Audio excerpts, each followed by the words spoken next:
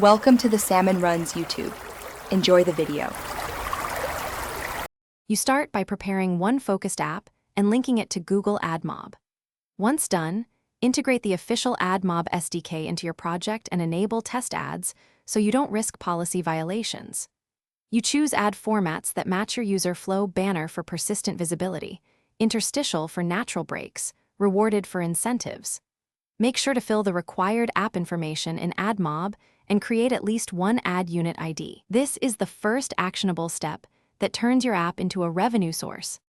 Once the SDK and ad unit ID are live, optimize placement and behavior to increase earnings.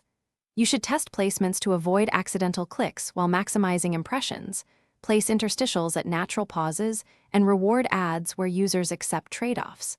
Implement mediation to route ad requests to multiple networks and boost eCPM, and set frequency caps to prevent ad fatigue.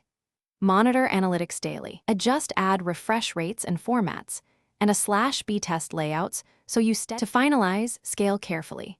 Clone successful app templates, localize content, and drive organic installs rather than buying low-quality traffic.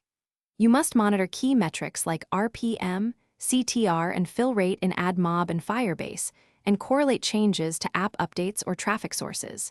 If revenue falls, troubleshoot by switching to test ads, checking SDK versions and logs, and reviewing policy violation notices. Fixing a single misconfigured ad unit often restores income. Make small iterative changes and remeasure, then repeat to grow profits. Thanks for watching. Consider subscribing if we helped you.